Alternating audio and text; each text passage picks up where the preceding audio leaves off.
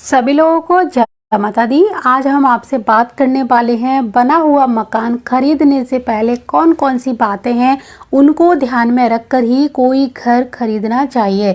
तो जैसे कि आप जानते हो कि कोई व्यक्ति कोई बना हुआ मकान सिर्फ 2 या 3 कंडीशन में ही खरीदता है। जैसे कि अगर कोई मकान सस्ते दामों पर मिल रहा हो, या फिर वहाँ की लोकेशन बहुत अच्छी हो, या फिर वहाँ जो रहता था पहले व्यक्ति वो बहुत खुशहाल रहा हो, उसको बहुत ज़्यादा उस मकान में फ़ायदा हुआ हो। इसके अलावा आप इन सारी चीज़ों को मिक्स करके आखिरी कंडीशन भी बना सकते हैं, यानी ये सारी कंडीशन रही हो, मकान भी अच्छा हो, सस्ते दामों पर भी मिल रहा हो, लोकेशन अच्छी हो और वहाँ रहने वाले व्यक्ति को बहुत मान सम्मान और तरक्की मिली हो। तो इन सारी चीज़ों को देखकर भी काफ़ी लोग मकान खरीद लेते हैं।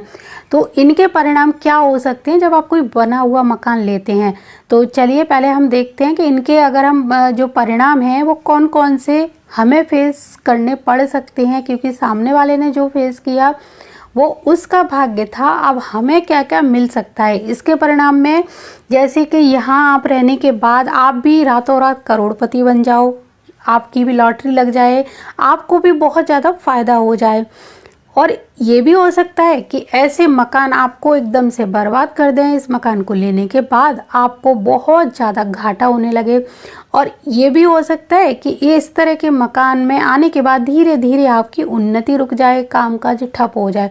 तो कंडीशन कोई भी हो सकती है, क्योंकि हर मकान हर किसी को लाभ नहीं देता है। तो किसी भी सूरत में आप ये सोचकर मकान मत खरीदिए कि सामने वाले को बहुत फल आए तो मेरे को भी काफ़ी फलित होगा। तो पहले मैं आपको बताना चाहूँगी कि जब भी आप कोई मकान यानी बना हुआ घर खरीदने जा रहे हैं, चाहे वो फ्लैट हो या फिर प्लॉट पर बना हुआ भूमि से जुड़ा हुआ मकान, तो आपको 2-4 चीज़ें ध्यान में रखनी है। ये तो रखना ही है कि वहाँ की लोकेशन कैसी है, वहाँ रहने वाला व्यक्ति कैसा था, खुशहाल था या बहुत ज़्यादा बुरी कंडीशन थी। ये सारी चीज़ें तो ध्यान में रखनी ही है। इनके अलावा आपको वहाँ का वास्तु भी देखना है, यानी आपको वहाँ की उत्तर पूर्व दिशा की तरफ ध्यान देना है कि उत्तर पूर्व दिशा भारी तो नहीं है, उत्तर पूर्व दिशा हल्की है कि नहीं, उत्तर पूर्व दिशा में सेप्टिक टैंक कहाँ पर है, टॉयलेट कहाँ पर है, ईशान कोण में कहीं टॉयलेट या सेप्टिक टैंक तो नहीं बना, अग्नि कोण में सेप्टिक टैंक या टॉयलेट तो नहीं बना, आपका दक्षिण और पश्चिमी उस घर का एरिया नीचा तो नहीं है, हल्का तो नहीं है, खाली तो नहीं है, और उस मकान में दहलीज है कि नहीं है, और उस मकान में जो मुख्य द्वार है वहाँ पर दहलीज है कि नहीं, और मकान का जो मुख्य द्वार है वो 2 पल्ले वाला है कि नहीं। ये मेन जो पॉइंट है मैंने आपको बताया, ये आपको हमेशा ध्यान में रखने। जब भी किसी घर को खरीदने जाएं तो उनसे ज़रूर पूछें कि इस घर का सेप्टिक टैंक किधर है, और फिर आप कंपास निकाल के वहाँ का सेप्टिक टैंक चेक करिए कि कौन सी जोन में आ रहा है। अगर ईशान कोण में सेप्टिक टैंक आता है और या फिर अग्नि कोण में, तो आपको पहले तो वो मकान लेना ही नहीं है। फिर भी अगर वो अच्छी लोकेशन पे है, सस्ता मिल रहा है और आप उसे छोड़ना नहीं चाहते, तो आपको वहाँ पर कुछ चेंजिंग यानी तोड़ फोड़ करवानी पड़ेगी, उसके बाद ही आप उस मकान को लीजिए। अगर आपने केवल मकान की लोकेशन देख के या उसके दाम देखकर उस घर को खरीद लिया तो यकीन मानिए वो आपको कभी फ़ायदा नहीं देगा। और इससे पहले एक ज़रूरी बात और मैं आपको याद दिलाना चाहूँगी कि जब भी कोई प्लॉट हो, फ्लैट हो या बना हुआ घर हो खरीदने जा रहे हो, तो अपनी कुंडली जरूर दिखाइए। कुंडली में शनि और मंगल की स्थिति जरूर पता करिए। अगर आपकी कुंडली में शनि और मंगल बहुत अच्छे हैं तो आप उस भूमि को खरीद लीजिए, मकान को खरीदिए, दुकान को खरीदिए, आपको कोई नुकसान नहीं होगा। लेकिन अगर आपकी कुंडली में शनि और मंगल अच्छे नहीं हैं और आप अपने नाम पर ही वो मकान लेना चाहते हैं, तब यकीन मानिए उसको ले तो लेंगे, लेकिन लेने के बाद आप बहुत परेशानी में पड़ जाएंगे। वो घर किसी के लिए भी अच्छा साबित हो रहा हो, यानी उसमें जो पहले रहते थे उनके लिए अच्छा रहा होगा, लेकिन वो आपके लिए अच्छा नहीं रहेगा। कुंडली के जब तक ये 2 ग्रह अच्छे नहीं होंगे आपको वो मकान कभी लाभ नहीं देगा। तो आपकी कुंडली में जो दोनों ग्रह बहुत अच्छे हैं, मकान खरीदिए। अगर ख़राब है तो आपने मकान अगर ले लिया है तो आपको परेशानियां होंगी, आपको वो मकान बेचना भी पड़ सकता है और आप जब बेचने जाएंगे तो बिकेगा भी नहीं। और दूसरी बात यह है कि किराए पर भी आप देना चाहेंगे तब भी किराएदार एक तरह से उसमें बहुत कम आएंगे, पहले तो आएंगे ही नहीं, अगर आ भी गए तो आपको उस किराए से ज़्यादा उन किराएदारों का जो वहाँ पर किया कराया होगा उनका बहुत भुगतान करना पड़ेगा। जैसे कि कई किराएदार आपको बहुत ज़्यादा तंग करेंगे, आपको निकालने पड़ेंगे, आपको अपने पैसे देने पड़ेंगे अपनी पॉकेट से, तब जाके वो किराएदार निकलेंगे, या फिर वो कुछ वहाँ तोड़ फोड़ करेंगे, बिजली वगैरह का बिल नहीं भरेंगे, इस तरह के काम करेंगे। क्योंकि ये कंडीशन कई बार हमने देखी है और इस तरह की आई है कि जब कुंडली में जो ये ग्रह खराब थे और वास्तु के अनुसार बना हुआ किसी ने मकान खरीद लिया और वो मकान पहले वाले ओनर को बहुत ज़्यादा फायदा दे रहा था, लेकिन दूसरे व्यक्ति ने जब उसको लिया तो उसको पहले महीने तो लगा कि हमारे लिए बहुत अच्छा है, लेकिन जैसे जैसे 2-4 महीने होते गए, 3 महीने में उनको इसका काफ़ी असर समझ में आ गया। उन मकान का जो नुकसान ये हुआ कि वो रह नहीं पाए और उनको बेचना पड़ रहा था, लेकिन बेचने में भी उनको कई साल लगे, 5 से 7 साल में वो मकान बिका, क्योंकि तब तक उनके कुंडली के ग्रह थोड़ा सा ठीक होने लगे थे। तो इसीलिए हमेशा ध्यान रखें कि आपकी कुंडली में शनि मंगल खराब हो तो मकान ना तो खरीद पाएंगे ना ही बेच पाएंगे, क्योंकि इसमें खरीद भी लिया तो बेच नहीं पाएंगे और आप पहले तो खरीद ही नहीं पाएंगे, योग बनेंगे ही नहीं। अगर जैसे तैसे खरीदने की अगर स्थिति में आ भी गए, आप पैसा लोन वगैरह लेके तो कर्जे में पड़ जाएंगे, मुसीबत में पड़ जाएंगे, आप पैसा नहीं चुका पाएंगे बैंक का। तो एक छोटा सा काम जरूर करिए। तो जैसे दहलीज वगैरह मैंने आपको बताई, वो है या नहीं है वो सारी आपने पता कर ली। अब आपको जैसे वो मकान लेना है तो सेप्टिक टैंक की जो दिशा है, जगह मैं पहले ही आपको बता चुकी हूँ कहाँ बनाना चाहिए। तो आपने अगर वो वीडियो नहीं देखा है तो उन वीडियो को देखिए कि सेप्टिक टैंक और टॉयलेट कहाँ होना चाहिए, तो उनका निर्माण उसी जगह पर कर दीजिए। ईशान और अग्नि में सेप्टिक टैंक या टॉयलेट होगा तो कभी भी उस घर को ना खरीदें, आपको कभी लाभ नहीं होगा। दूसरी बात कि मुख्य द्वार पर आप दहलीज जरूर लगवाएंगे और दहलीज के नीचे चांदी के या तो तार या फिर चांदी के कुछ सिक्के जरूर दबाइए। उसके बाद वहाँ पर जो दहलीज है वो लगाइए। जो मुख्य द्वार है वो 2 पल्ले का होना चाहिए और जो दोनों पल्ले हों यानी 2 द्वार वाला होना चाहिए, जो अंदर की ओर खुलने चाहिए। दहलीज के साथ में चौखट, 4 चौखट वाला जो द्वार होता है आप दूसरा बदलवा के नया लगवा सकते हैं, इसका भी आप इंतजाम कर लीजिए। अगर वहाँ पर एक लोहे का कोई गेट लगा है या जाली लगी है और लकड़ी का द्वार नहीं है, लकड़ी का एक द्वार अच्छा नहीं होता है, 2 द्वार अच्छे होते हैं। मुख्य द्वार पर तो 2 द्वार ही होने चाहिए, चाहे अंदर के कमरों में 1 द्वार हो वो चल जाएगा। तो ये मेन काम है, वो आपको जरूर जरूर जरूर ही करना है। अगर आपका रसोई घर और पूजा घर भी अलग अलग है तो वहाँ पर भी आप चौखट यानी नीचे दहलीज वाला 4 चौखट वाला द्वार ही लगवाएंगे, तब आप वहाँ की जो ऊर्जाएं हैं उनको सकारात्मक बैलेंस कर पाएंगे। एक तरह से वहाँ का वास्तु काफ़ी हद तक ठीक कर पाएंगे। हम क्या करते हैं, दिशाओं के अनुरूप कमरे बना लेंगे, किचन वगैरह जो भी चीज़ें बना लिया, लेकिन जो छोटे छोटे वास्तु दोष होंगे वो रोज़ ही हमें परेशान करेंगे, चाहे हम कितना भी घर वास्तु के अनुसार बना लें, हर दिशा में हर कमरे को बना लें, जहाँ जो चीज़ें वहाँ पर बना लें। लेकिन अगर हमने ये गलतियाँ की हैं कि हमने लकड़ी का मुख्य द्वार नहीं बनाया है, 4 चौखटों वाला द्वार नहीं बनाया है, दहलीज नहीं लगाई है, अगर आपने रसोई घर ओपन बनाया हुआ है कि हमारा गैस का चूल्हा बाहर से सबको दिखाई दे, हमारे घर गेस्ट आए हुए हैं और जब वो देखें हमारी रसोई की तरफ, हम चाय बना रहे हैं, उनसे बातें कर रहे हैं और उनकी नज़र बार बार हमारी रसोई पर पड़ती है, तो यकीन मानिए आपको मतलब ये वास्तु दोष छोटे छोटे हैं ना, ये बहुत ज़्यादा परेशान करते हैं। धीरे धीरे ये पूरे घर में हावी होना शुरू हो जाते हैं, यानी ये बड़े विकराल रूप ले लेते हैं। कमरे बनाने से, रसोई घर, पूजा घर, किचन वगैरह ये हम बनाते हैं, टॉयलेट बाथरूम, इनको बनाने से इतना वास्तु ठीक नहीं होगा जब तक हम ये छोटी छोटी चीज़ें ध्यान में नहीं रखेंगे। जैसे कि हमारी रसोई पर किसी अन्य बाहर वाले की नज़र नहीं पड़नी चाहिए। आजकल गेट से घुसते ही रसोई घर सबसे पहले पड़ता है तो ठीक है, लेकिन वहाँ अगर द्वार बना देते हैं तब आपको इसका जो फ़र्क है यानी वास्तु दोष है उसका कोई ज़्यादा फ़र्क नहीं पड़ेगा आपको, क्योंकि गेट बंद कर दोगे तो हमारी अंदर की रसोई किसी को दिखाई नहीं देगी।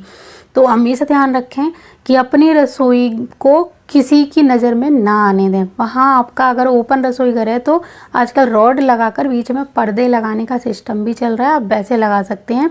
कोशिश यही होनी चाहिए कि आपका रसोई घर भी एक कमरे की तरह बंद हो, वहाँ पर दीवार और द्वार जरूर होना चाहिए। इसके अलावा आपको अपने घर के ब्रह्म स्थान में कभी भी कोई कारपेट भी नहीं बिछाना चाहिए। भारी भारी सोफ़ा जो हैं वो भी कभी भी बिल्कुल बीचों बीच में नहीं रखने चाहिए घर के। इसके अलावा आपको हर कमरे का वास्तु भी ध्यान में रखना है, जैसे कि कमरे के बीचों बीच भी कोई टेबल या फिर कोई भारी ऐसी चीज़ नहीं होनी चाहिए जो घर के मेन जो ब्रह्म स्थान है उसको भी एक तरह से दूषित करे और हर कमरे के ब्रह्म स्थान को दूषित करे। तो पहले तो घर का जो मेन ब्रह्म स्थान है उसको आपको बिल्कुल बंद नहीं करना है, उसको खुला रखना है। नीचे ना तो कारपेट बिछाना है, ना कोई टेबल रखनी है, थोड़ा साइड में रखिए। इसी तरह हर कमरे के बिल्कुल बीचों बीच में ऐसा नहीं करना है। काफ़ी घरों में आजकल ये बहुत अच्छा फैशन चल गया है कि पूरे दिन घर में फर्श बिछा के रखते हैं। अच्छा लगता है, वो देखने में सुंदर लगता है, मैं ये नहीं कह रही कि वो अच्छा नहीं लगेगा, और लेकिन उसकी क्या है, रोज़ साफ़ सफाई नहीं हो पाती तो धूल मिट्टी भी उस पर काफ़ी जम जाती है। आप कारपेट को रोज़ नहीं हटा सकते हो। तो आपको कारपेट अगर बिछाना है तो अपने बेड के इधर उधर या थोड़ा साइड में बिछाइए, लेकिन ब्रह्म स्थान को मत घेरिए। ब्रह्म स्थान से ही पूरे घर में पॉजिटिव एनर्जी निकलती है और चारों तरफ फैलती है। तो जब पॉजिटिव एनर्जी को आप रोक दोगे तो वो पूरे घर में फैलेगी ही नहीं। इसी तरह अपने घर के वायव्य कोण में, यानी पश्चिम उत्तर का जो कोना होता है वायव्य कोण, वहाँ पर हवा के लिए, वेंटिलेशन के लिए एक खिड़की जरूर होनी चाहिए। तो वहाँ पर अगर आप खिड़की नहीं बनाओगे तो हमारे घर का जो वायु तत्व है वो बैलेंस नहीं हो पाएगा, और कोई भी तत्व यानी 5 तत्वों में से कोई भी तत्व आपने दूषित कर दिया, ढक दिया, रोक दिया, बंद कर दिया, तो फिर आपको उस तत्व की कमी का परिणाम भुगतना पड़ेगा। यानी कि जब भी हमारे घर के वायव्य कोण में कोई वास्तु दोष होता है तो 2-3 कारण, जैसे कि वास्तु दोष वो भी देखना होता है कि आपने वहाँ पर ऐसा क्या किया है, क्योंकि हर चीज़ का अलग एक तरह से परिणाम होता है। जैसे कि अगर आपने वायु कोण में कोई सेप्टिक टैंक, सिर्फ कोने में, वायु कोण बोल रही हूँ मैं इसको, क्योंकि टॉयलेट या सेप्टिक टैंक वायव्य कोण में ही बनता है, लेकिन बिल्कुल कोण में नहीं बनता, यानी जहाँ पर एग्जैक्ट वायव्य कोण आ रहा है वहाँ पर नहीं बनता है, 2 पद छोड़कर बनाया जाता है। तो इसीलिए वायव्य कोण में अगर आपने सेप्टिक टैंक बिल्कुल उसी पॉइंट पे दे दिया है तो आपके घर में काफ़ी कोर्ट केस जैसी समस्याएं, पुलिस केस होने का डर, दोस्तों से ज़्यादा दुश्मनों का डर, और जो दोस्त होते हैं वो भी एक दिन दुश्मन बन जाते हैं, अकेलेपन की जो समस्या है वो आती है। इसके अलावा कफ, जो खांसी वगैरह जो बहुत ज़्यादा लगी रहती है, इस तरह के रोग भी वहाँ पर देखने को मिलेंगे। चर्म रोग भी वायव्य कोण की वजह से बहुत ज़्यादा जल्दी उत्पन्न होने लगते हैं, बढ़ जाते हैं। तो घर में अकेलापन भी बहुत हो जाता है। घर के कितने भी सदस्य होंगे लेकिन वो धीरे धीरे एक दूसरे से मनमुटाव रखेंगे या ज़्यादा प्यार नहीं रखेंगे, कोई किसी की बात नहीं सुनेगा, सब अपने अपने कमरों में अलग अलग रहा करेंगे। चाहे घर में 10 मेंबर हैं, कभी इकट्ठे भी बैठना उनके लिए बहुत ज़्यादा टाइम नहीं निकाल पाएंगे, बहुत मुश्किल होता है उनके लिए एक साथ बैठना, बैठेंगे तो झगड़ा शुरू हो जाएगा। तो ये चीज़ें होती हैं जब हम वायव्य कोण को दूषित कर देंगे या फिर वायु तत्व को हम किसी तरह से घर में अंदर आने नहीं देंगे, एकदम से बैलेंस ही नहीं कर पाएंगे। तो कोई भी हो सकता है, वहाँ पर सेप्टिक टैंक आप बना सकते हो, कोई एंटी कलर का यूज़ कर सकते हो, वहाँ पर कुछ और आप कर सकते हो। तो इन सब चीज़ों का थोड़ा सा फ़र्क पड़ता है। तो ऐसे ही आप ईशान कोण में अगर ये गलतियाँ करते हो, वहाँ के परिणाम अलग होंगे। ईशान कोण में टॉयलेट का परिणाम अलग होगा। बच्चों से लेके बड़ों तक की जो बुद्धि भ्रष्ट शब्द का इस्तेमाल अगर हम करें तो इसमें भी कोई बहुत बड़ी बात नहीं है। यानी कि आप सोचने समझने की जो अच्छी हमारी पावर है, एनर्जी है, वो क्या होगा, समाप्त हो जाती है। हम अच्छी बातों को भी नहीं सुनेंगे, ना समझेंगे, क्योंकि वहाँ पर यानी ज्ञान की दिशा है और वहाँ पर इतनी दूषित चीज़ यानी वहाँ आपने सेप्टिक टैंक या टॉयलेट बना दिया है, तो एक तरह से हमारे जो विचार हैं वो भी दूषित होना शुरू हो जाएंगे। तो उनका बहुत ज़्यादा फ़र्क पड़ता है, हमारे ज्ञान में कमी आ जाएगी, हमारी बुद्धि में बिल्कुल भी एनर्जी नहीं रहेगी, सोचने समझने की शक्ति भी क्षीण होना शुरू हो जाएगी, और भी बहुत सारी समस्याएं आती हैं।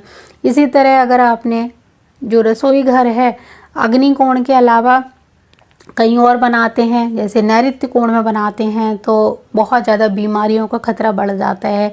तो इसी तरह आपको जो चीज़ जहाँ बताई जा रही है वहाँ पर ही बनानी है। नया मकान ले रहे हैं तो कुछ जगहों पर जैसे कि हर चीज़ में 2 ऑप्शन दिए जाते हैं वास्तु में, ये बहुत अच्छा ऑप्शन है कि अगर आपको पहला ऑप्शन नहीं मिलता है, जैसे रसोई घर अग्निकोण में आपको बनाने के लिए जगह नहीं मिल रही है, तो आप वायव्य कोण में बना सकते हैं। तो हर चीज़ के 2 ऑप्शन हैं। इसी तरह टॉयलेट बनाने के लिए 2 ऑप्शन है, एक वायव्य कोण में बना सकते हैं, एक दक्षिण दिशा का जो मेन एक पॉइंट होता है, मैं उसके लिए भी पहले वीडियो बना चुकी हूँ, उसमें टॉयलेट के बारे में मैंने बताया है कहाँ कहाँ बना सकते हैं। अगर नहीं पता आपको तो उस वीडियो को दोबारा देख लीजिए, आपको समझ आ जाएगा।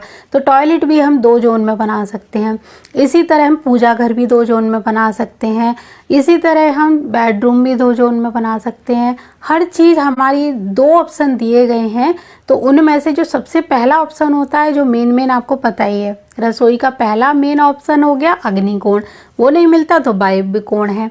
तो पूजा घर का भी पहला ऑप्शन है कि ईशान कोण, अगर ईशान नहीं मिलता है तो आप या तो उत्तर की तरफ या पूर्व की तरफ, इसमें तो 3 ही ऑप्शन मिल रहे हैं आपको, पूजा घर अपना बना लीजिए। तो ये चीज़ें हैं, हर जगह आपको 2 ऑप्शन मिल रहे हैं, इन दोनों ऑप्शन में से एक आपको फॉलो करना ही होगा। और इन सारी चीज़ों को बस आप थोड़ा ध्यान में रखेंगे तो आपका वास्तु भी ठीक रहेगा, और आपको कोई भी मकान हो, चाहे बना हुआ हो चाहे प्लॉट हो, कभी नुकसान नहीं देगा। इसी तरह आप कोई भी प्रॉपर्टी लेने से पहले बस कुंडली को दिखा लीजिए और ख़रीद लीजिए अपनी मनपसंद जगह को। तो मैंने बहुत कोशिश की अपनी तरह से आपको समझाने की, बताने की। अगर आपको बात समझ में आ गई हो तो आप इन सारी चीज़ों को ध्यान में रख कर ही जगह खरीदें। अगर बात नहीं समझ में आई हो, कुछ रह गया हो, तो आप कमेंट करके बता दीजिए, मैं अगली बार कोशिश करूँगी फिर उसको समझाने की। तो अभी मैं चलती हूँ। जय माता दी, जय गुरुदेव और जय श्री राम।